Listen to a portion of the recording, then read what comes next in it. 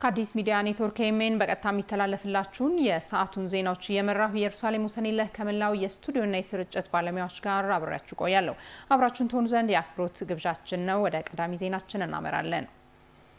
በመዲናዋ የተተገበሩ ካሉ የዜሮ ግብ ፕሮጀክቶች መካከል አንዱ ተረጂነትና ልመናን ዜሮ ማድረግ መሆኑን ከንቲባ አዳነች አቤቤ ገለጹ። ዛሬ ማለዳ በአዲስ ከተማ በአቃቂ ቃሊቲ በየካና በቂርቆስ ክፍለ ከተሞች 4 G+4 የማምረቻና መሸጫ ህንፃዎችን ከዚህ ቀደም በምግብ ዋስትና ሴፍትኔት ፕሮግራም ታቅፈው ሲሰሩ ለነበሩ የከተማ ነዋሪዎች የከተማ አስተዳደሩ ማስረከቡን ከንቲባ አዳነች አቤቤ ገልጸዋል።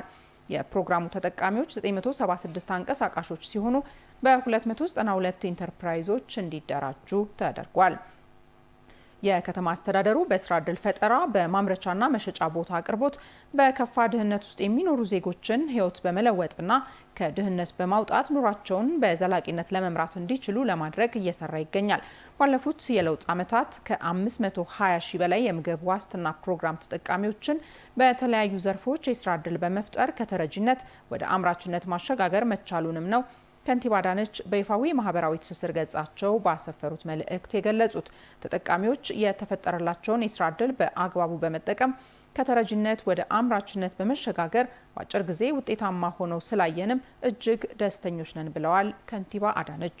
ከንቲባ አዳነች አክለውም ዛሬ ያስረከብናችሁ የመስሪያ ቦታ ነገ የእናንተ እህቶች ወደፊትም ወንድሞችና ልጆች ተረክበው የሚሰሩበት መሆኑን ተገንዝባችሁ በኃላፊነት ልትጠቀሙበት ይገባል ብለዋል። በቀጣይም በስልጠና ያገኙትን ክህሎት በስራ ህይወታቸው በመተግበር በርትተው የበለጠ ውጤታማ በመሆን ሌሎችም የእነሱን መንገድ እንዲከተሉ ማድረግ እንደሚጠበቅባቸው ከንቲባ አዳነች ባሰፈሩት መልእክት ገልጸዋል።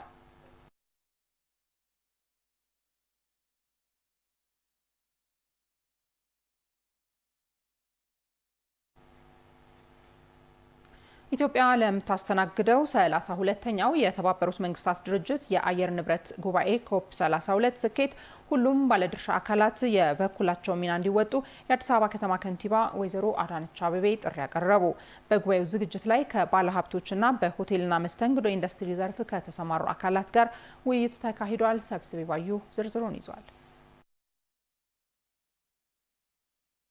የአየር ንብረት ተጽዕኖን ለመከላከል ከሚካሄዱ ዓለም አቀፍ መርሃ ግብሮች ትልቁ የሆነውን 32ኛው የተባበሩት መንግስታት ድርጅት የአየር ንብረት ጉባኤ COP32ን ኢትዮጵያ እንድታስተናግድ መመረጧ ይታወሳል። ታዲያ ይህ ታላቅ ጉባኤ ዓለም አቀፍ ደረጃውን ጠብቆ የኢትዮጵያን ደረጃና ክብር በሚመጥን ልክ መዘጋጀት ይገባዋልና ከወዲሁ በአዲስ አበባ ከተማና በሀገር አቀፍ ደረጃ ዝግጅቶች እየተደረጉ ሲሆን የግሉ ዘርፍም ሚናውን በተገቢው ሊወጣ እንዲችል ከባለ ሀብቶችና በሆቴልና መስተንግዶ ኢንዱስትሪው ዘርፍ ከተሰማሩ አካላት ጋር ውይይት ተካሂዷል። ጉባኤው የኢትዮጵያን ክብርና አፍሪካውያን በኢትዮጵያ ላይ ያሳደሩትን እምነት በሚመጥን ልክ ሊዘጋጅ እንደሚገባ ነው ከንቲባ አዳነች አቤቤ በውይይት መድረኩ የተናገሩት። ለኢትዮጵያ ወቅቱ የከፍታ ጊዜዋ ነው። ይህ ሊገባን ይገባል። የኢትዮጵያ የከፍታ ጊዜ ነው። እንደዚህ አይነት ጉባኤዎችን ማስተናገድ ብቻ ሳይሆን ከዛም ያለፉ ኃላፊነቶችን እንድትወጣ አፍሪካውያን ወንድሞቻችን በአንድ ድምጽ እንዴት አድርገው ኢትዮጵያን እንደመረጧት ያላቸውን እምነት እንደገለጹ ዋጋ መስጠት ያስፈልጋል። እስከዛሬ ድረስ በአፍሪካ 4 ሀገራት አስተናግደዋል። 5ኛ ነን። ሌሎች ሀገራትም ካስተናገዱት አንጻር ወቅቱን የመጠነ የተሻለ የበለጠ የአንድ ወቅት ወይም ደግሞ የአንድ ቀን የአንድ አመት ሁነት አድርገን አንመለከተው ማለት ነው። ከሀገራችን ክብር ጋራ አያይዘን ልንመለከተው ይገባል። ጉባኤው ለግሉ ክፍለ ኢኮኖሚ ትልቅ እድልን ይዞ የሚመጣ ነው ያሉት ከንቲባ አዳነች አቤቤ ከዚህም በፊት በትብብር በርካታ ስኬቶችን ማስመዝገብ እንደተቻለ ሁሉ አሁንም ተባብረን ጉባኤውን ማሳካት አለብን ብለዋል። ብዙ ኢንቨስትመንት ነው የሚያመጣው። ለቢዝነሱ ትልልቅ በሮችን ነው የሚከፍተው። ሰፋፊ የስራ ዕድሎችን ነው የሚከፍተው። ትልልቅ የቱሪዝም የዘርፉን መነቃቃት ከፍ ሊያደርግ የሚችል እድሎችን ይዞ እየመጣ ነው። እስካሁንም በሆነው ይሄንን ያረጋገጣችሁ ይመስለናል። ከአንችልም መንፈስ መጀመሪያ መውጣት ነው። ሁላችሁም በእርግጥ እንችላለን ያላችሁት አልጋ በአልጋ በሆነ መንገድ አይደለም ግን ይሄ የሚሰራው ቻሌንጅን ቻሌንጅ ያድርገን ነው። ተባብረን ልክ እንደሰራ ነውና ውጤታማ እንደሆነው ሁሉ ተባብረን እስከዛሬ ሌሎች ካስተናገዱት በላይ ማስተናገድ እንችል ትብብራችን መጠናከር መቻል አለበት። ለጉባኤው ስኬት የግሉ ክፍለ ኢኮኖሚ በይቻላል መንፈስ የሚጠበቅበትን ኃላፊነት ሊወጣ ይገባል ያሉት ከንቲባዋ የሚያጋጥሙ ችግሮችን በጋራ ለመፍታት መንግስት ዝግጁ መሆኑንም ገልጸዋል። ያለንን እናስተካከል፣ እናድስ፣ እናሳምር፣ ቫልዩ አድ እናድርግ፣ ስታንዳርድ እናስጠብቅ፣ የጀመርነውን እንጨርስ። ያሉትን ማነቆች ለመፍታት ለማገዝ መንግስት ዝግጁ ነው። እዛም እዚህም ያሉ ማነቆች ይኖራሉ፣ ምንም ጥያቄ የለው ስላልተናገራችሁ እንጂ ተነጋግረን ያሉትን ማነቆች በመፍታት በኩል በጋራ ለይተናቸው ቅድሚያ ለሚሰጣቸው ስራዎች ቅድሚያ እየሰጠን በፍጥነት መስራት፣ በፍጥነት መፍታት፣ ውጤታማ ማድረግ፣ የጀመርናቸውን ስራዎች መጨረስ። አዳዲስ መጀመር እንችላለን። ከልብ ያሉንን ልምዶች የፕሮጀክት ማናጅመንት ስርዓቶቻችንን ፈትሸን ስርዓት ካስያዝንና ቆርጠን ከሰራን አዳዲስ በዚህ 1 ዓመት ተኩል ጊዜ ውስጥ ሆቴል ማድረስ ይቻላል። ትልልቅ የጌስት ሃውስ የሪል ስቴት ስራዎችን ውጤታማ ማድረግ ይቻላል። በየጊዜው እየተገናኘን ችግሮች ባሉበት ቦታ ሄደን እየፈታችሁ ከሰራን እናሳካዋለን። ለጉባኤው ስኬት የግሉ ዘርፍ የጀመራቸውን ፕሮጀክቶች ሁሉ ማጠናቀቅ አዳዲሶችንም ጀምሮ መጨረስ ይጠበቅበታል ያሉት የጠቅላይ ሚኒስትር ጽህፈት ቤትና የካቢኔ ጉዳዮች ኃላፊ ሚኒስትር ወይዘሮ አለምፀሐይ ጳውሎስ እስካሁን ዓለም ካስተናገደው የላቀ ተሳታፊን ለማስተናገድ ግብ መቀመጡንም ተናግረዋል። ከኮፕ አኳያ የሚያስፈልጉን ዝግጅቶች የመጀመሪያው ጉዳይ የጀመርናቸው ሁሉም ስራዎች ለማጠናቀቅ መሮጥ ይፈልጋል።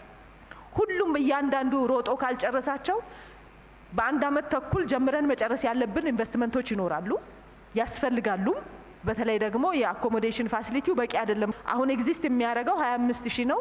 እኛ የምንጠብቀው ሚኒማሙ ነው 80000 ሰው። 2 ታርጌቶች አስቀምጠናል። እስካሁን ዓለም ካስተናገደው የበለጠ ተሳታፊ ማስተናገድ አለብን። ብዙ የዓለም ሀገራት ወደ ኢትዮጵያ መምጣት አለባቸው። በዚሁ ሂደት ውስጥ ደግሞ የዓለም አቀፍ ላይሰንስ ማድረግ አለብን ወይም ደግሞ ISO ላይሰንስድ መሆን አለብን በዝግጅታችን ጥራትና ኳሊቲ። እነዚህን ታርጌቶች ሚት ለማድረግ በጣም የሁላችንም ሩጫ ይፈልጋል። ለጉባኤው የ1 ዓመት ተኩል የዝግጅት ጊዜ መኖሩን የተናገሩት ሚኒስትሯ ሁሉም አካላት በጊዜ የለኝም መንፈስ ዝግጅቱን ማፋጠን ይገባቸዋልም ብለዋል። 1 ዓመት ተኩል ነው ያለን። ኢቨንቱ ነው እንጂ ከ10ኛ ወር ያለን። ከኢቨንቱ በፊት እኛ ጁን ላይ ሁሉ ነገር አልቆ እናስረክባለን። ስለዚህ ያለን ጊዜ አንድ ወር 18 ወር ማለት ነው ለዝግጅት ያለን ጊዜ። በዛ ልክ ነው መሮጥ የሚያስፈልገው። ውድድራችን እና ውርርዳችን ከጊዜ ጋር ነው። ጊዜ የለንም የሚለውን ሁላችንም መያዝ አለብን። ምን አለኝ የሚለውን ሁላችንም መያዝ አለብን። ወደ የቤታችን ስንመለስ ምን ለየትኛው የሚሆን ፋሲሊቲ ነው ያለኝ፣ የትኛውን አቬይል ማድረግ እችላለሁ። ቅድም በአስተያየትም ሲነሳ እንደነበረው አዲስ አበባ ውስጥ ብቻ ያለው አቅም ላይችል ከቻለ ዙሪያ ላይ ያሉ ከተሞችም ላይ ተመሳሳይ ስራ እየሰራን ነው የምንገኘው ከኦሮሚያ ክልል ጋር። ለጉባኤው ዝግጅት በየዘርፉ በተዋቀሩ ግብረ ኃይሎች ተካተው የሚያስተባብሩ የግሉ ዘርፍ ተወካዮችም ተመርጠዋል። በተመሳሳይ ዜና ኢትዮጵያ 32ኛውን የተባበሩት መንግስታት ድርጅት የአየር ንብረት ጉባኤ ኮፕ 32ን እንድታስተናግድ መመረጧ የሀገርን ገጽታ ከማሳደግ ባለፈ ለኢኮኖሚና ለቱሪዝም ዘርፉ እድገት ትልቅ አበርክቶ እንደሚኖረው ባለሀብቶች ተናገሩ። ጉባኤውን በሚያስተናግዱበት አግባብ ከከንቲባ አዳነች አቤቤ ጋር የመከሩት ባለሀብቶቹ ለጉባኤው መሳካት የበኩላቸውን እንደሚወጡ ገልጸዋል። ሪፖርተራችን ሄለን ጀንበሬ የባለሀብቶቹን አስተያየት እንደሚከተለው አዘጋጅተዋለች። ይህ ኃላፊነት የተሰጣት ኢትዮጵያ ካላት ታሪካዊ ብቃት ካላት ዲፕሎማሲያዊ ብቃት ከሁሉም በላይ ደግሞ በኩሩ እንግዳን የማስተናገድ ባህላዊ ብቃቷ እንደሆነ ገነዘባለሁ። ይሄ ኮፕ 32ን ወደ ኢትዮጵያ ማምጣት እና ይህን ማስተናገድ መቻል ለኢትዮጵያ የአንድ የ15 ወይም የ3 ሳምንት እድል ሳይሆን ከዛ የበለጠ ነው። ከዛ ቀጥሎ ኦሎምፒክን አዲስ አበባ ማዘጋጀት እንድትችል አቅም ሊፈጥር ይችላል ብዬ አስባለሁ። አፍሪካ ውስጥ የመጀመሪያውን ኦሎምፒክ ማዘጋጀት ለመቻልም የመጀመሪያው ምርታ ሊሆን ይችላል። የሚያመጣው ትሩፋት እጅግ በጣም ትልቅ ነገር ነው። የሚያመጣው ትሩፋት አገር ገጽታ ይገነባል፣ ስራ፣ ቢዝነስ፣ ኢንቨስትመንት ያስፋፋል፣ አገር ያስተዋውቃል፣ በዓለም አደባባይ ከፍ እንድትል ያደርጋታል፣ ቱሪዝም ያስፋፋል። ብዙ የተባሉ ነገሮች አሉ። ከዛም በላይ ስራ ይሰጣል። ለኢንቨስትመንቱ ጥሩ ነው። ለሁላችንም ለሀገራችን እድገት ጥሩ ነው። ኢንቨስተሩንም ጥሩ ስራ ይሰራል፣ ፓርትነር ያገኛል፣ ብዙ ነገር ይረዳል። አሁን ይሄ ለሀገራችን በቃ ታይቶ የማይታወቅ ወይም እኔ አስቤው የማላውቀው ሆነን ለመናገር እንደዚህ የሚያክል ትልቅ ስብሰባ ኢትዮጵያ ታዘጋጃለች ብዬ አስቤ አላውቅም። ግን እኛ ሳናስበው ቢሆንም እናንተ ብዙ አስባችሁበት ብዙ ሰርታችሁበት እንደመጣም ይሄ እድል የመንግስታችን የዲፕሎማሲ ውጤት የህዝባችን ደክሞ መስራት ችግኝ በመትከላችን ለግሪን ኢኮኖሚ ባደረግነው አስተዋጽኦ የተሰጠን ይመስለኛልና ይሄ ትልቅ እድል ነው። ይሄ ገበያ ነው። ብዙ ሰው ሲመጣ ብዙ ዶላር ይዞ ነው የሚመጣው። ለህዝባችን ትልቅ ገቢ፣ ለሆቴሎቻችን፣ ለማንኛውም ለሊስትሮ፣ ለማንኛውም የህብረተሰብ ክፍል ገቢ ይዞ ነው የሚመጣ። ሌላው ደግሞ ኢትዮጵያ በዓለም ላይ ትልቅ ገጽታ ያላት ሀገር መሆኗን የሚያሳይ ነው። በአሁን ሰዓት ሚድሮክ 298 አልጋ ብቻ ነው አዲስ አበባ ውስጥ ያለው ሸራተን ላይ። ለዚህ ለኮፕ 32 ወደ 1500 አልጋ ለማድረስ ወደ 4 ዓለም አቀፍ ሆቴሎችን አስቦ እየሰራ ነው። ሁላችንም ተባብረን ይህን እውን እንዲሆን እውነትም ኢትዮጵያ የአፍሪካ የፖለቲካል ከተማ እንድትባል አስመስከረን መሸኘት ይኖርብናልና ለዚህ ስራ ይጠይቃል። እንደተባለው ትልቅ ስራ ይጠይቃል። የመንግስት ብቻውን መስተዳደሩ ብቻውን የሚሰራ ሳይሆን ባለሀብቱም አብሮ በጋራ ሊሰራው የሚገባ ነገር ነው። እንደ ድርጅት በተፈለግን ቦታ አለን። ለሀገራችን አፍቻ ሳይሆን በተፈለግንበት ቦታ አለን፣ እንሳተፋለን። የኢትዮጵያ ሕዝብ እኮ እንግዳ ሲመጣበት ከራሱ አልጋ ወርዶ እግር አጥቦ ተንከባክቦ እንግዳን ሲቀበል የኖረ ባለ ታሪክ ሕዝብ ነው። ስፖርት በኩል ከሆነ በማዕከላዊነት የሚንቀሳቀሱ መኪናዎቻችንም ብቻ ሳይሆን የምንጠቀምባቸውንም መኪናዎች ለዚህ አገልግሎት ለ11 ቀን አበል ብናደርግ የሚከብደን አይሆንም። የአዲስ አበባ ሆቴል ባለ ንብረቶች ማህበር በዚህ ዝግጅት ላይ ከዚህ የከበደ ነገር ወይም ከዚህ ጠቃሚ የሆነ ነገር የለም እንደ ሀገርም እንደ ሆቴልም እና በማንኛውም መልክ ቅድም ተጠቅሷል።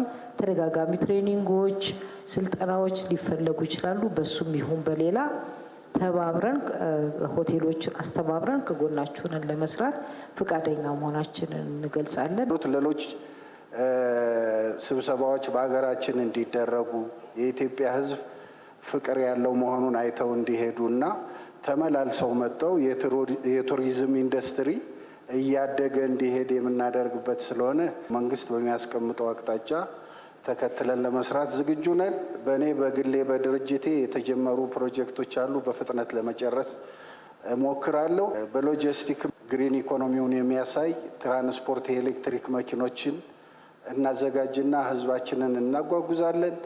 በማንኛውም መንገድ አብረናችሁ የምንቆም መሆኑንና በተሳካ ሁኔታ እንዲፈጸም የምናደርግ መሆኑን በግሌ የምደግፍ መሆኑን ለመግለጽ ነው። ከአዲስ ሚዲያ ኔትወርክ ኤምኤን በቀጥታ የሚተላለፍላችሁን የሰዓቱን ዜና ነው በመከታተል ላይ ያላችሁ ተመልካቾቻችን። አሁንም ቆይታችሁን ከኛ ጋር እንድታደርጉ በአክብሮት እንጋብዛለን። ወደ ቀጣይ ዜናችን እናመራለን።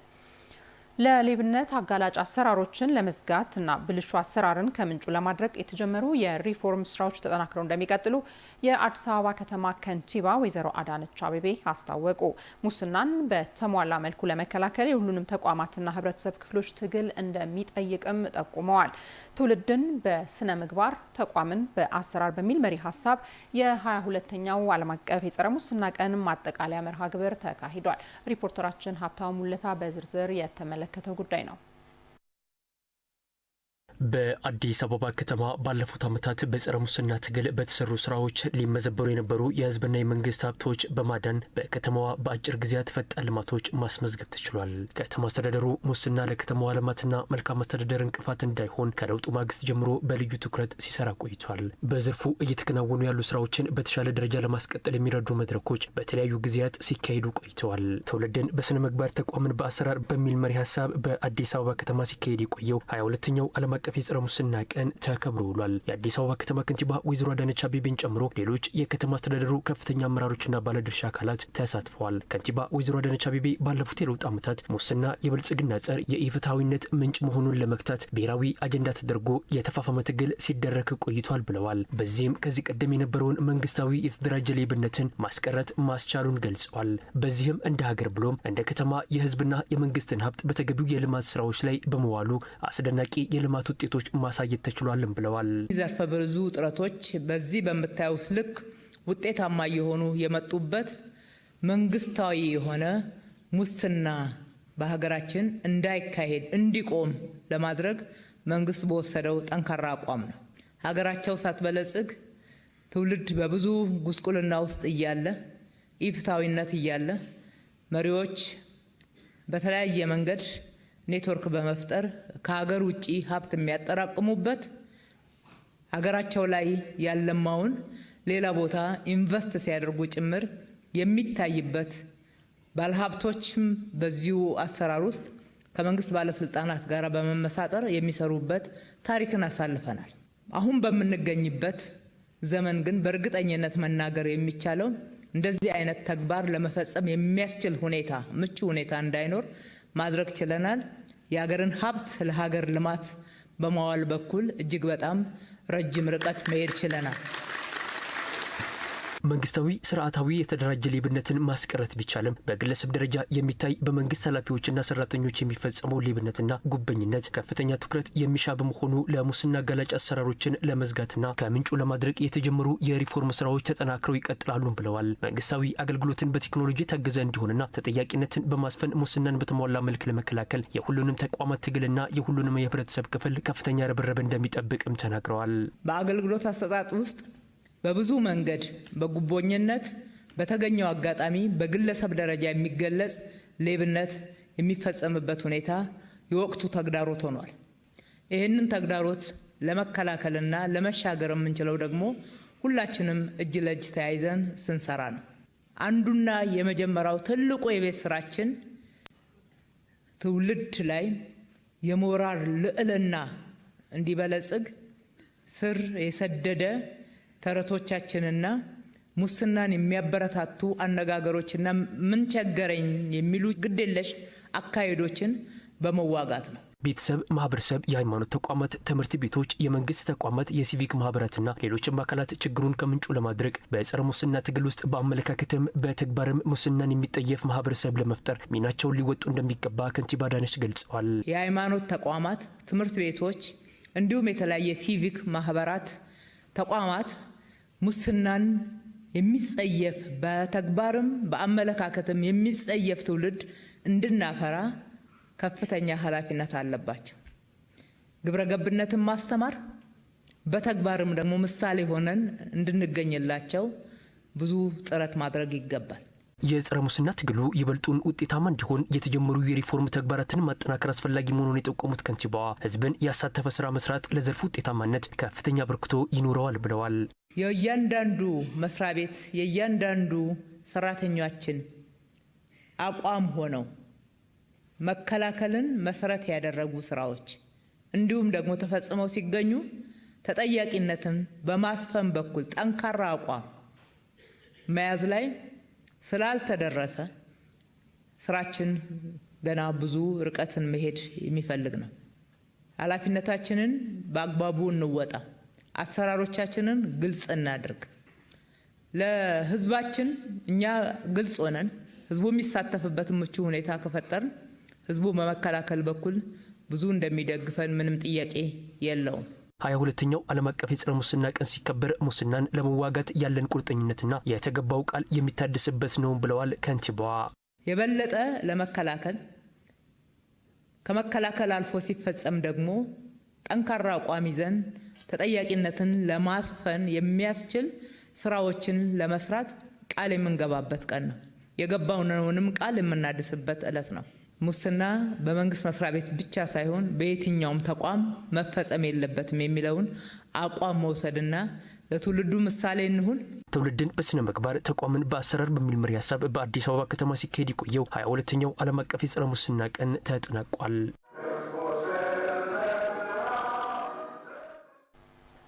በተያያዘ ዜና ሀገራዊ ለውጡን ተከትሎ መንግስት ያከናወናቸው ተቋማዊ ሪፎርሞች ሙስናን ከመከላከል አንጻር ከፍተኛ አስተዋጽኦ እንዳበረከቱ የአዲስ አበባ ከተማ ምክር ቤት አፈ ጉባኤ ወይዘሮ ቡዜና አልከድር ገለጹ።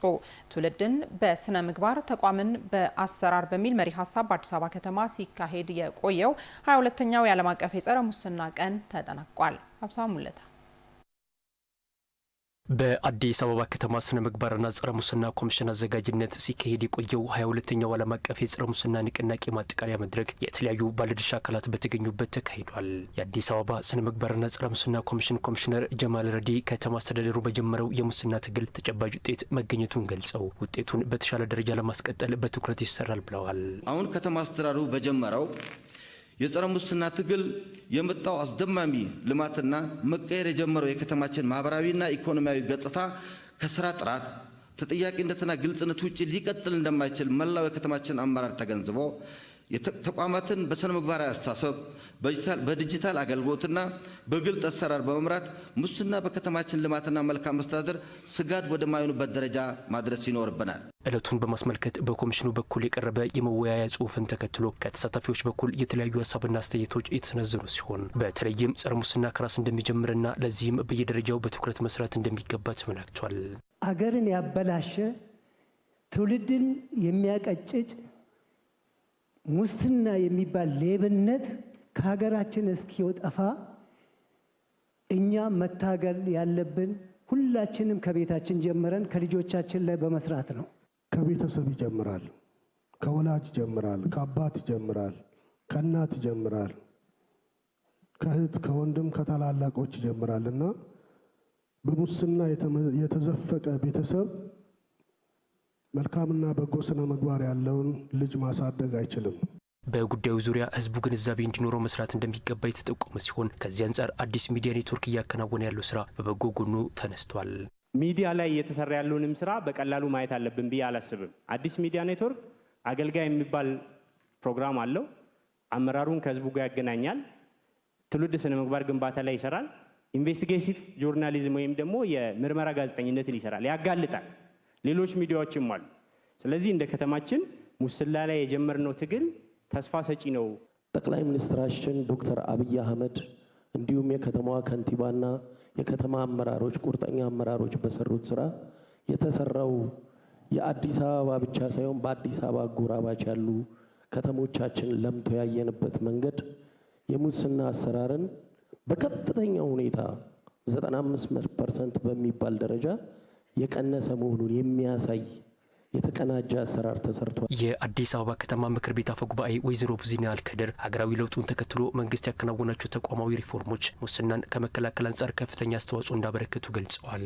እንደ ሀገር ጸረ ሙስና ኮሚሽን ነፃና ገለልተኛ እንዲሆን ተጠሪነቱ ለምክር ቤት እንዲሆን አዲስ አበባ ከተማ ብቻ ነው ይህን አሰራር የዘረጋው። የመንግስት በዚህ ጉዳይ ላይ ብዙ ምቹ ሁኔታዎችን ፈጥሯልና ከዚህ በተለይ ከተደረገው የሀገራዊ ሪፎርም ጋር ተያይዞ ተቋማት ላይ የተደረጉ ሪፎርሞች ቀላል ለውጥ አይደለም ያመጡ።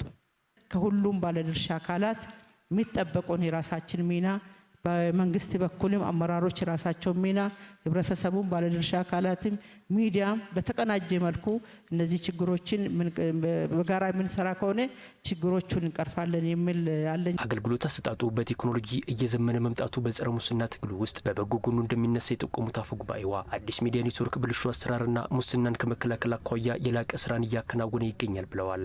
አዲስ ሚዲያ ኔትወርክ እየሰራው ያለ በአዲስ አበባ ከተማችን ላይ ቀላል ስራ አይደለም። ግልጽነትን ከመፍጠር አንጻር ህብረተሰብን እያወያየ ምን ችግሮች ናቸው የተፈጠሩ፣ እነዚህ ችግሮች እንዴት መቀረፍ አለበት፣ የትኛው ተቋም ነው የሚመለከተው፣ ተቋማትን ያመጣ በሚዲያ በግልጽ ጥያቄዎቹ እንዲጠየቁ ምላሽ እንዲሰጡ እያደረገ ያለው ሁኔታ ይህንን ሙስናን ከመታገል አንጻር ስለሆነ ትልቅ የምቹ ሁኔታ ተፈጥሯል በመንግስት ብሎ መውሰድ ያስፈልጋል።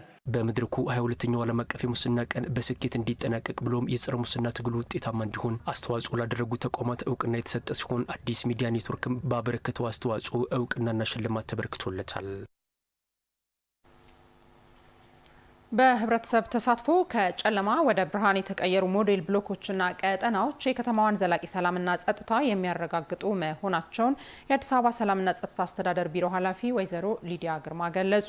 በቦሌ ክፍለ ከተማ በህብረተሰብ ተሳትፎ ለጸጥታ ስራና ለኑሮ ምቹ የተደረጉ የውስጥ ለውስጥ መንገዶች፣ ሞዴል ብሎኮችና ቀጠናዎች ተጎብኝተዋል። ይታያል አጥናፉ ያዘጋጀውን ቤተልሔም አየነው ታቀርብልናለች። የአዲስ አበባ ከተማ ሰላምና ጸጥታ አስተዳደር ቢሮ ኃላፊ ወይዘሮ ሊዲያ ግርማ በቦሌ ክፍለ ከተማ ከጨለማ ወደ ብርሃን የተቀየሩ ሞዴል ብሎኮችንና ቀጠናዎችን ጎብኝተዋል። በቢሮ ኃላፊዋ የተመራ የከተማና የክፍለ ከተማ ከፍተኛ አመራሮች ቡድን በክፍለ ከተማው ስር በሚገኙ ወረዳዎች በምሽት ተንቀሳቅሰው የሰላም ሰራዊቱን የስራ እንቅስቃሴ ጎብኝተዋል፣ አበረታተዋል። የቦሌ ክፍለ ከተማ ወረዳ 6፣ ወረዳ 7ና 14 በአመራሮች ተጎብኝተዋል። በህብረተሰቡ ተሳትፎ ከጨለማ ወደ ብርሃን የተቀየሩ ሞዴል ብሎኮችና ቀጠናዎች የከተማዋን ዘላቂ ሰላምና ጸጥታ የሚያረጋግጡ መሆናቸውን የአዲስ አበባ ከተማ ሰላምና ጸጥታ አስተዳደር ቢሮ ኃላፊ ወይዘሮ ሊዲያ ግርማ ተናግረዋል። ሞዴል ብሎክ እያልን ስንለይ ምንም አይነት የወንጀል እንቅስቃሴ የማይፈጠርባቸው እዛ አካባቢ የሚኖሩ ዜጎች ነዋሪዎች ያለምንም የደህንነት ስጋት በሰላም ወጥተው የሚገቡበትን ኢንቫይሮንመንት መፍጠር ነው። ከዚህ አንፃር በከተማችን ላይ በሁሉም ባሉን 5446 አካባቢ የሚሆኑ ብሎኮች ላይ የብሎኪንግ ስራ ተጀምሯል። ህብረተሰቡ የሰላም ባለቤት መሆን ሰፈሩን፣ ብሎኩን፣ የውስጥ ለውስጥ መንገዶችን በአጠቃላይ አካባቢውን ብርሃናማ በማድረግ ካሜራዎችን በመትከል የሚከሰቱ ህገወጥ እንቅስቃሴዎችን በእጅጉ መቅረፍ መቻሉ የሚደነቅ ነው ያሉት ወይዘሮ ሊዲያ ግርማ ይህን አጠናክሮ መቀጠልና ተሞክሮን ማስፋት እንደሚገባ አሳስበዋል። የብሎኪንግ ስራ መብራት ማስወጣትና ውብና ጽዱ መንደር መፍጠር ብቻ ሳይሆን የሲሲቲ ካሜራን በብሎኮች ላይ እንዲገጠም በማድረግ እያንዳንዱ አካባቢው ላይ የሚደረጉ እንቅስቃሴዎችንም ለመቆጣጠር የሚያስችል ስርዓት እየዘረጋን ያለንበት ሂደት ስላለ ስራዎቻችንን ለማሳለጥ የሚያስችሉ በህዝብ ተሳትፎ የተረጋገጡ የጸጥታ ስራዎችን የምንሰራበት ሁኔታ ይፈጠራል ነው።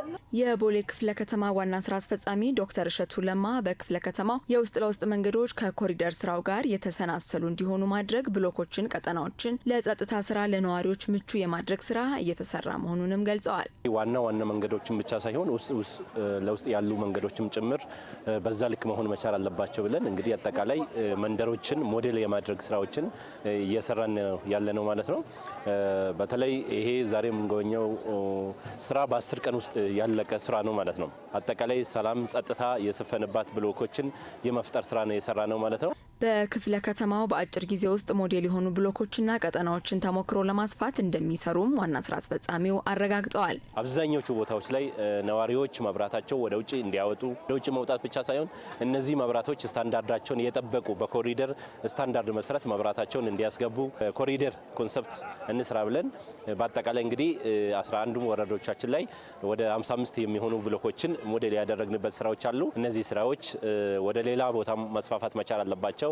እዚህ ያለው ወደ ሌሎች ክፍለ ከተሞችም እንዲሄድ ከማድረግ አኳያ ታሳቢ ተደርጎ የተደረገ የጉብኝት ስራ ነው ማለት ነው። በአዲስ አበባ ከተማ ከዚህ በፊት በጨለማ የተዋጡና ወንጀል ሲፈጸምባቸው የነበሩ ስራዎችን በማህበረሰቡ ተሳትፎና በባለድርሻ አካላት ቅንጅት በብርሃን የተሞሉ እንዲሁም የተዋቡ በማድረግ ጨለማን ተገን በማድረግ የሚፈጸሙ ወንጀሎች እንዲቀንሱ የሚደረጉ እንቅስቃሴዎች በሁሉም ክፍለ ከተሞች አዎንታዊ ውጤት ማስመዝገባቸውን መረጃዎች ያመላክታሉ።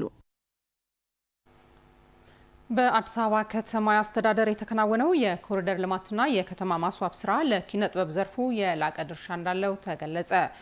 ከክልልና ከፌዴራል የተውጣጡ የኪነ ጥበብ ባለሙያዎች በአዲስ አበባ ከተማ የተከናወኑ የልማት ስራዎችን ጎብኝተዋል። ሪፖርተራችን ምትኩ ተሾመ ዝርዝሩን አዘጋጅቶታል።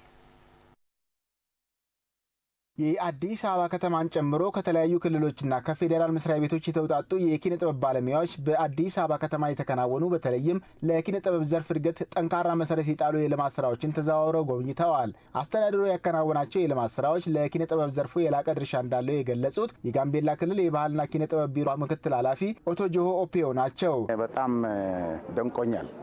እኔም ከዚህ በፊት እዚህም አዲስ አበባ ያው ሲመር ነበር። እዚህም አሁን ጉብኝት ያደረግንባቸው ቦታዎች በሙሉ ያው አሁን የተሰራ የልማት እጅግ በጣም ገርሞኛል። ስለዚህ አሁን በዚህ ባየናቸው ቦታዎች በሙሉ ለኪነ ጥበብ ያለው ድርሻ በጣም የላቀ ብዬ ነው ማምነው። ድምፃዊ ወንድዬ አበበ ወይም ኮንታ በበኩሉ የአዲስ አበባ ከተማ አስተዳደር ባከናወናቸው የልማት ስራዎች ለኪነ ጥበብና ለስፖርት ልዩ ትኩረት መስጠቱን መመልከቱን ተናግረዋል። እዚህ ጋር እንኳን የምታየው እኔ በጣም ነው የሚገርመኝ። ማለት የኢትዮጵያ ቅርጫት ኳስ እስካሁን ድረስ የሆነ ውጤት አምጥቶ ወይም እንደዚህ ሆኖ ምናምን አንሰማ በዜና በተለያዩ ነገሮች። ለምንድን ነው እንደዚህ አይነት ቦታዎች ስለሌሉ ነውና እንደዚህ አይነት ኢንተርናሽናል የሆኑ ቦታዎች ካሉ አይደለም ሀገራዊ በአፍሪካ ደረጃ እንደ ትላልቅ ለስፖርቱ ራሱ እውቅና መስጠት ክሬዲት በዚህ ልክ ተጨንቆ ተጠቦ እንደዚህ አይነት ዋጋ ከፍሎ እንደዚህ አይነት ነገር መስራት ለስፖርቱ የተሰጠው ራሱ ቦታና ግምት ከፍ ያለ መሆኑን የሚያሳይ የልማት ስራዎቹ ወጣቱ አልባሌ ቦታ ከመዋልና ብዙ እስከ መጠመድ ርቆ የመስራትና የመፍጠር አቅሙን አውጥቶ እንዲጠቀም እንደሚያግዝም ገልጿል። እንደዚህ አይነት ነገሮች ባየህ ቁጥር ብዙ ልጆች አብዛኛው አሁን ወጣቱ ቀደም ሲል እንደዚህ አይነት ነገሮች ባለመኖራቸው በአጓጉል ሱስ ይጠቃሉ፣ ወይ በአጓጉል ቴክኖሎጂ ወይ በምዕራቡ ዓለም የባህል ወረርሽኝ ሰለባ ይሆናሉ፣ በተለያየ ነገር ውስጥ ይዘፍቃሉ እና እንደዚህ አይነት ነገሮች ካሉ ከዛ ነገር ወጥተው ይሄ በውስጣቸው ትልቅ ተነሳሽነትን የመፍጠር የሆነ ነገር ማድረግ እንዲችሉ ትልቅ አቅም ይሆናቸዋል ብዬ አስባለሁ። የኪነ ጥበብ ባለሙያዎች እስካሁን ድረስ የማሰላሰያ ቦታ ችግር እንደነበረባቸው ያስታወሱት የኢትዮጵያ ብሔራዊ ቲያትር የቲያትር መሪ ስራ አስፈጻሚ አቶ ካሌ ዋልልኝ አሁን ችግሩ በመቀረፉ የፈጠራ ባለሙያዎችን የሚያበረታታ መፍትሄ ስለመገኘቱ ነው የገለጹት። እጅግ በጣም አነሳሽ የሆኑ ነገሮች ነው ያሉት። እንደ ኪነ ጥበብ ሰው ብዙ ነገር ማሰብ ትችላለህ። ማሰብ ስትችል ነው ያሰብከውን ነገር ተግባራዊ ለማድረግ ወደፊት የምትሄደውና እነዛ የማሰላሰያ ቦታዎች ችግር ነበር የነበሩብን። እነዛ ችግሮች ቦታ ካገኙ ለችግሮች ደግሞ መፍትሄ የሚሆኑ ነገሮች መውለድ ይቻላል ብዬ አስባለሁ። ራስን ማዳመጥ ስትጀምር ራስን ሆነ ትገኛለህና እነዚህ ብዙዎቹ የራስ ስፔስ ካገኘ ወደ ራስ የመመለስ ወደ ራስ የማሰብ ነገሮች አሉ ማለት ነውና ለወጣቱ ወደ ጥሞና የሚወስዱ ነገሮች ብዙ አሉ። የባህልና ስፖርት ሚኒስቴር ከኪነ ጥበብ ባለሙያዎችና ከክልል የባህልና ኪነ ጥበብ ዘርፍ ኃላፊዎች ጋር በአፍሪካ አመራር ልህቀት ማዕከል በተዘጋጀው ረቂቅ የጥበባት ፖሊሲ የህግ ማዕቀፎችና በጸደቁ የአሰራር መመሪያዎች ላይ በቀጣይ ቀናት ውይይት እንደሚያካሂድ ለማወቅ ተችሏል። አዲሱ የተቀናጀ የሲቪል ምዝገባና የነዋሪነት አገልግሎት ዲጂታል ስርዓት ቀድሞ የነበሩ ውስንነቶችን በመቅረፍ የአገልግሎት ፈላጊዎችን እንግልት መቅረፉን በድንገተኛ ጉብኝት መረዳታቸውን በምክትል ከንቲባ ማዕረግ የአዲስ አበባ ዋና ስራ አስኪያጅ ኢንጂነር ወንድሙ ሴታ ገለጹ።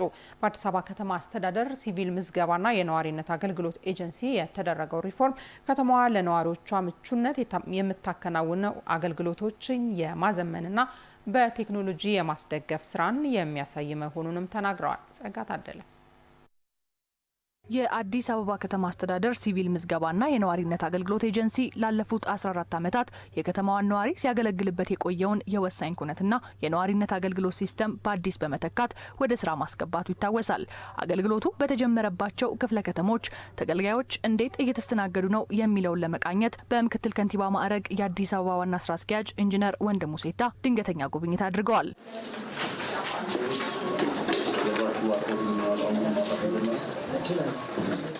በኮልፌ ቀራኒዮና በአዲስ ከተማ ክፍለ ከተማ በሚገኙ እንዲሁም አገልግሎቱ በተጀመረባቸው ወረዳዎች ሲገለገሉ ያገኘናቸው ተገልጋዮች አዲሱ የተቀናጀ የሲቪል ምዝገባና የነዋሪነት አገልግሎት ዲጂታል ስርዓት ቀድሞ የነበሩ ውስንነቶችን የቀረፈ እንደሆነ አንስተዋል። መሰቃየት ነበረ። አሁን ያለው በጣም ደስ ይላል። መስተንግዷቸው ኧረ ወጣ ውረዱም ከዚህ ከዛ በስርዓት ያለማና አሁን በጣም ጥሩ ነው። መልካም ነው። አቀባበሉ የምንፈልገውን ዳይሬክሽን ያሳዩናል። እዛ ጋር ካለው ኃላፊም ሆነ ያለው አገልግሎት ለማግኘት ጥሩ አቀባበልና የሚቀጥለውን ዳይሬክሽን እያሳዩን እስከዚህ ድረስ መጥቻለሁ። የልጆችም ሰርተፊኬት እዚህ ነው ያወጣው። መስተንግዷቸው ደስ ይላል። በዚህ ተቋም የተደረገው ሪፎርም ከተማዋ ለነዋሪዎቿ ምቹነት የምታከናውነውን አገልግሎቶችን የማዘመንና በቴክኖሎጂ የማስደገፍ ስራን የሚያሳይ መሆኑን ኢንጂነር ወንድሙ ሴታ ተናግረዋል። እንግዲህ ከተማ ውስጥ የተሳለጠና ፈጣን የመንግስት አገልግሎት እንሰጣለን የምንል ከሆነ የአገልግሎቶች በሙሉ መጀመሪያ በዚህ ተቋም ውስጥ የሚሰጠው አገልግሎት ነው። ከዚህ አንጻር እንግዲህ ያለፉት 3 ዓመታት ይሄ ተቋም በሪፎርም ውስጥ ነው ያለው። ብዙዎቹን የሪፎርም ተግባራት ያከናውነው ኦልሞስት ግራጁዌት እያደረገ ያለ ተቋም ነው። ግን ደግሞ ከቴክኖሎጂ አንጻር የነበረው ውስንነት ደግሞ ያንን ሪፎርም የተሟላ ያደረገው ስላልነበረ እሱን የተሟላ ማድረግ የምንችልበትን ሲስተም ነው የዘረጋ ነው። ማንኛውም አገልግሎት ፈላጊ በአጭር ጊዜ ውስጥ የሚፈልገውን ማግኘት እየቻለ መሆኑንና እንግልትንም ማስቀረቱን በጉብኝቱ መረዳት እንደተቻለም ጠቁመዋል። በጣም ብዙ ነገር እንደተቀየረ ከተቋሙ እይታ ጀምሮ የተቋማችን ሰራተኞች ተገልጋይን የሚያከብሩበት አገልግሎት የሚሰጡበት ለአገልግሎት የሚፈልጉት ሪኳየርመንት የሚጠይቁበት ተገልጋዮችን ጋይድ የሚያደርጉበት መንገድ ጀምሮ አጠቃላይ ተቋሙን ለስራ ምቹ ከማድረግ አንጻር ግብዓት ከማሟላት አንጻር ራሱ እዚህ ተቋም ውስጥ አገልግሎት የሚሰጠው ሰው ራሱ የአገልጋይነት ስሜት ይዞ አገልግሎት የሰጠ እንደሆነ ነው ፊድባክ የሰጡን። በተለያዩ ተቋማት መካከል ቅንጅትንና መናበብን የሚፈጥረው የተቀናጀ የሲቪል ምዝገባና የነዋሪነት አገልግሎት ዲጂታል ስርዓት ተገልጋዮች ባሉበት ሆነው የፈለጉትን አገልግሎት የሚያገኙበትን እድል ፈጥሯል ያሉት ደግሞ የሲቪል ምዝገባና የነዋሪነት አገልግሎት ኤጀንሲ ዋና ዳይሬክተር አቶ ዮሴፍ ንጉሴ ናቸው።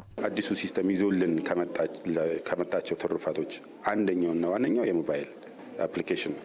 ይሄ ሞባይል አፕሊኬሽን የሚሰጠውን በእጁ ላይ የተሰጠውን መታወቂያ በፊት ለማረጋገጥ ምንድነው ማድረግ ያለበት?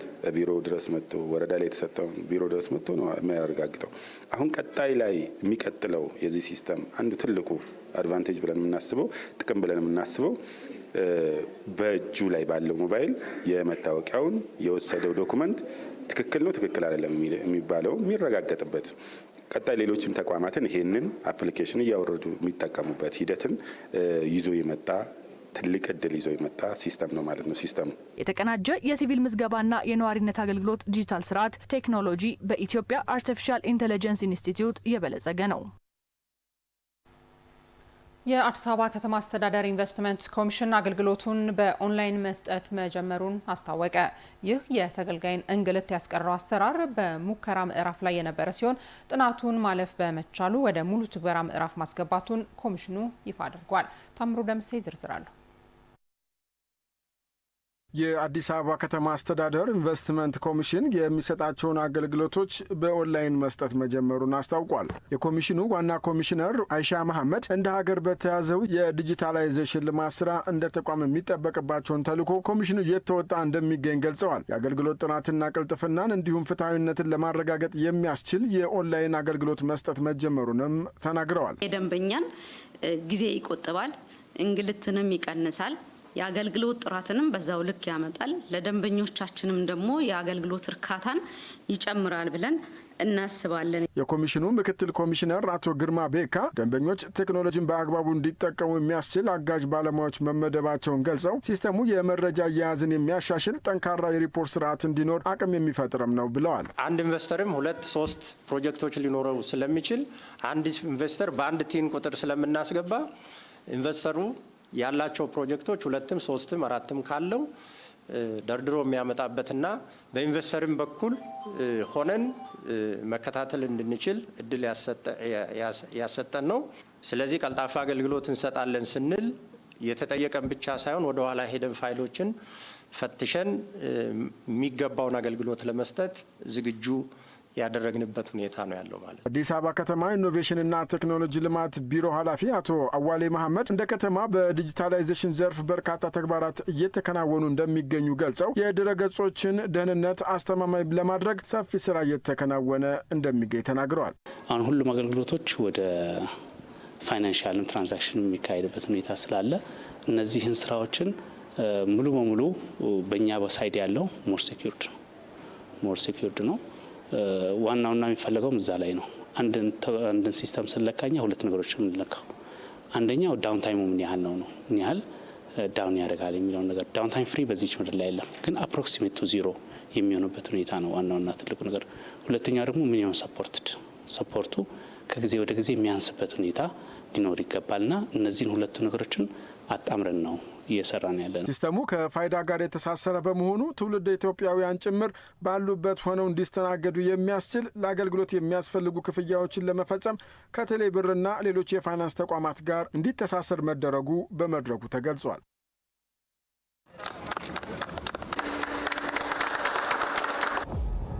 በ2018 ከ100 ሺህ በላይ ቤቶችን ሰርተን ለህዝባችን ለማቅረብ አቅደን በርካታ ስራዎች ጀምረናል። ከነኛ ከጀመርናቸው ውስጥ ዛሬ ይፋ ያደረግነው ይሄ 26000 ቤት የሚገነባበት ሳይት ነው።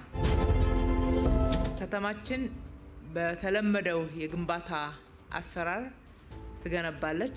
በልዩ ልዩ ቴክኖሎጂዎችም ደግሞ ተጠቅማ እጅግ ፈጣን ጥራት ባለው መንገድም በልዩ ሁኔታ ትሰራለች።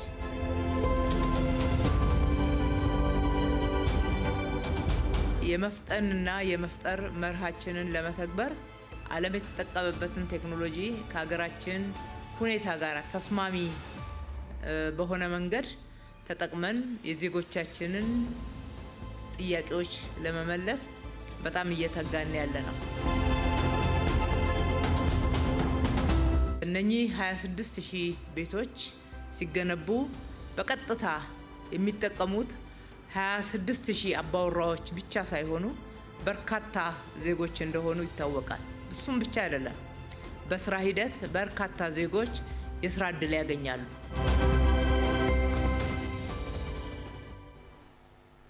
ተመልሰናል ተመልካቾቻችን። ከአዲስ ሚዲያ ኔትወርክ ኤምኤን በቀጥታ የሚተላለፍላችሁ የሰዓቱ ዜናችን አሁንም ወደ እናንተ መድረሱን ይቀጥላል። በመደበኛ የትምህርት ስርዓት ውስጥ ያላለፉ ጎልማሶችና ወጣቶችን ተጠቃሚነት ለማሳደግ በ6 የሙያ ዘርፎች ስልጠና ሊሰጥ መሆኑ ተገለጸ። ስልጠናው በከተማዋ በሚገኙ የሙያ ተቋማት ውስጥ የሚሰጥ ሲሆን ከ2100 በላይ ጎልማሳና ወጣት ዜጎች ይሳተፋሉም ተብሏል። አሰግድ ኪዳነ ማርያም። በኢትዮጵያ በሚሊዮን የሚቆጠሩ ዜጎች በተለይ ደግሞ ጎልማሶች መደበኛ ትምህርት አላገኙም። ይህንን ክፍተት ለመሙላትም በሀገር አቀፍ ደረጃ በስፋት ተግባራዊ ከተደረጉ መርሃ ግብሮች መካከል አንዱ የጎልማሶች ትምህርት ነው። በአዲስ አበባም ይህንን ችግር ለመቅረፍ በርካታ ዜጎች የጎልማሳ ትምህርት በመውሰድ ላይ ናቸው። ትምህርቱን ወስደው በትምህርት ብርሃን ምዘና 50 በመቶና ከዚያ በላይ ውጤት ያመጡ ጎልማሶችና ወጣቶች ደግሞ የሙያ ክህሎት ባለቤት እንዲሆኑ የሚያስችል ስልጠናም ይወስዳሉ። ስልጠናውን ለመስጠትም የአዲስ አበባ ትምህርት ቢሮና ስራና ክህሎት ቢሮ ስምምነት አድርገዋል። ስምምነቱን ያደረጉት የአዲስ አበባ ከተማ ትምህርት ቢሮ ኃላፊ ዶክተር ዘላለም ሙላቱ የሁሉንም ዜጎች የትምህርት ተሳትፎና ተጠቃሚነት ለማረጋገጥ በጎልማሶች ትምህርት ላይ ትኩረት ተሰጥቶ የተሰራ መሆኑን ተናግሯል። መንግስታችን ሁሉን አቀፍ የሆነ ሁለንተናዊ ብልጽግና ለማረጋገጥ የሁሉም ዜጎችን ተሳታፊነትና ተጠቃሚነትን ማረጋገጥ የምንችልበትን ስርዓት በመገንባት ሁሉም እንደየአቅሙ እንደየችሎታው ነገን ለራሱ ማስተካከል ለሀገር ብልጽግና እድገትና አንድነት አስተዋጽኦ ማድረግ የሚችል ዜጋ ማፍራት በዋናነት ትኩረት ተሰጥቶ እየተሰራ ይገኛል ማለት ነው። ይህ የሙያ ስልጠና በመደበኛ የትምህርት ስርዓት ውስጥ ያላለፉ ጎልማሶችንና ወጣቶችን ታሳቢ በማድረግ በ6 የሙያ ዘርፎች እንደሚሰጥም ነው ኃላፊው የገለጹት። ዜጎቻችን የመማር እድል ሳታገኙ ቆይታችሁ ግን ደግሞ በዚህ አማራጭ መሰረታዊ ትምህርትና በብርሃን ምዘና ስርዓት ውስጥ አልፋችሁ ዛሬ የተገናኘንበት ዋነኛ ምክንያት በቀጣይ በተመረጡ 6 የሙያ ዘርፎች ውስጥ በመሳተፍ ነገ የስራ እድል ተጠቃሚ መሆን የምትችሉበትን መደላድል ለመፍጠር የክህሎት ስልጠናውን ለመስጠት ከትምህርት ቢሮ ጋር ስምምነት ያደረጉት በምክትል ከንቲባ ማዕረግ የስራና ክህሎት ቢሮ ኃላፊ አቶ ሚሊዮን ማቴዎስ ሰልጣኞች በከተማዋ ባሉ የሙያ ማሰልጠኛ ተቋማት ውስጥ በሚኖራቸው ቆይታ ተገቢውን ክህሎት ይዘው እንዲወጡ አስፈላጊውን ድጋፍ እንደሚያደርጉ ተናግረዋል። ከተማ አስተዳደሩ የከተማውን ነዋሪ ህይወት ለማሻሻል የተለያዩ ኮሌጆችን በማደራጀት ነዋሪዎቹ የሙያ ባለቤት እንዲሆኑ ሰፊ ስራ እየሰራ ነው የሚገኘው። ቢሮአችን በሙሉ አቅም ከትምህርት ቢሮ ጋር በመሆን ከኮሌጆቻችን ጋር በመሆን ሙሉ ድጋፉን ያደርጋል። የእናንተ ህይወት ሲቀየር ማየት፣ እናንተ የሙያ ባለቤት ሆናችሁ ማየት ከሁሉም ነገር በላይ የሚያስደስተን ይሄ ጉዳይ ይሆናል። የትምህርት ብርሃን ምዘና ወስደው ለሙያ ስልጠና ያለፉት ጎልማሶች ራሳቸውንና ወገኖቻቸውን የሚጠቅሙበት እድል እንደተፈጠረላቸውም ገልጸዋል። ትምህርቱ በጣም ጥሩ ነው። የጎልማሳ ትምህርት ስልጠናውንም በጥሩ ሁኔታ ሰልጥነናል እና በጣም አሪፍ ነው። እኔ ደስ የሚለኝ በፀጉር ቤት ብሰለጥን በውበቱ ደስ ይለኛል እና ሰልጥኜ ስራዬ ቤተሰቦቼንም ልጆቼንም እና ገቢ አግኝቼ የተሻለ ኑሮ ብኖር ደስ ይለኛል። ትምህርት ወስደናል። እንደዚህ አይነት ትምህርት ስልጠና ወስደናል። ቀለም ትምህርት ወስጃለሁ። ስልጠና በጣም አሪፍ ነው። ትምህርት የለኝም። ዛሬ ግን ስሜን እጽፋለሁ፣ የአባቴን ስም እጽፋለሁ። እንጨት ጋር የእንጨት መሰንጠቅ መሰልጠን ይፈልጋለሁ። ትምህርት በጣም ጥሩ ነው። ተምረናል። ያው በፊት መጻፍ ማንበብ አንችልም። ስማችን እየጻፍን ነው።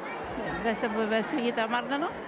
እንትኑ ደግሞ ስልጠናውን በእንጨት ስራ ላይ እየሰለጠንኩ ያለሁት። ስልጠናውን በጣም ጥሩ ስራ እየሰለጠንኩ ነው ያለሁት። በኢትዮጵያ በጎልማሶችና መደበኛ ባልሆነ ትምህርት ከ10 ሚሊዮን በላይ ዜጎች ማንበብ መጻፍና ማስላት እንዲችሉ መደረጉን በትምህርት ሚኒስቴር የጎልማሶችና መደበኛ ያልሆነ ትምህርት መሪ ስራ አስፈጻሚ ዶክተር ዮሴፍ አበራ ተናግረዋል። በሀገራችን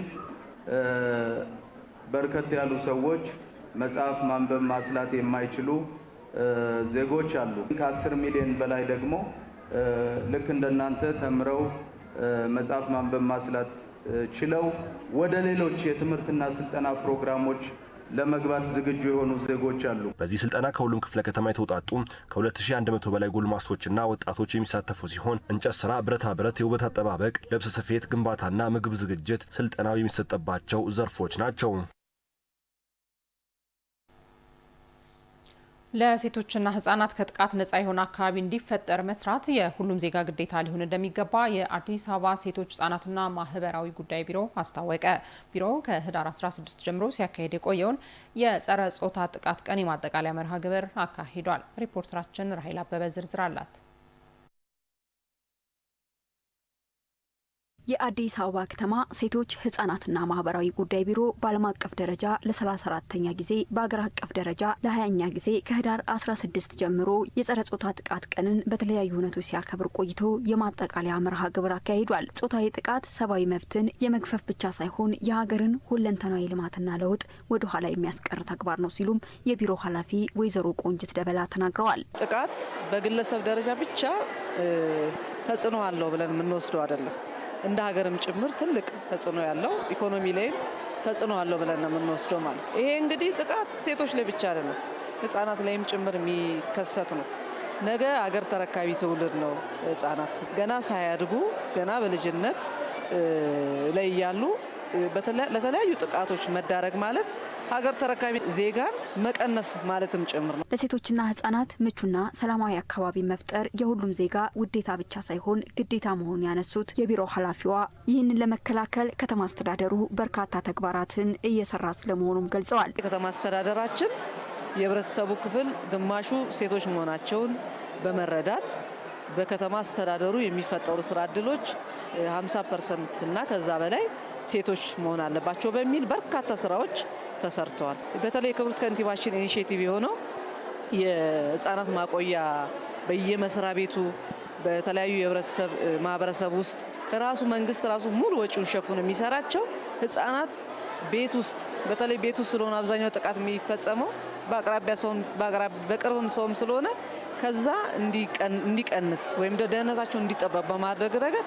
ትልቅ አስተዋጽኦ አለው። የነገዋ የሴቶች የተሃድሶና የክህሎት ማበልጸጊያ ማዕከል በጣም አይነተኛ ሚና እየተጫወተ ያለበት ሁኔታ አለ። የመድረኩ ተሳታፊ ባለድርሻ አካላት በበኩላቸው የሴቶችና ህጻናትን ደህንነት መጠበቅ የሁሉም ዜጋ ኃላፊነት ሊሆን ይገባልም ብለዋል።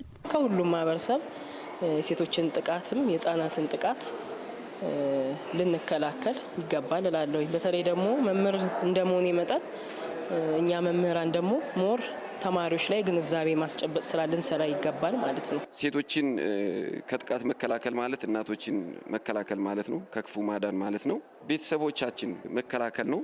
አገርን ከችግር ማውጣት ማለት ነውና ሁሉም ጸጥታ ኃይል ይህንን ተረባርቦ ማስቆምና ለሴቶች ቋሚ የሆነ ከለላ ማድረግ አለበት። እያንዳንዱ ይሄ የኔ እምነት አይደለም፣ ይሄ የኔ ሃይማኖት አይደለም፣ ይሄ ያከሌ ነው ሳይባባል ጥቃቱን በጋራ ማውገዝ መቻል አለብን። እንደ እምነቱም ማለት ጥቃት ማለት ውርደት ነው፣ ግፍ ነው፣ በደል ነው። የእምነት አባቶች በየንሳ ልጆቻቸው ማለት በቤተ ክርስቲያናችን በትምህርት ወንጌል እንዲሁም በደንብ ነው የምናወግዘውና በዚያም ያለውን ነገር እናደርጋለን። ጥቃትን የማይታገስ ማህበረሰብ ለትውልድ ግንባታ በሚል መሪ ቃል የማጠቃለያ መርሃ ግብርም ተካሂዷል።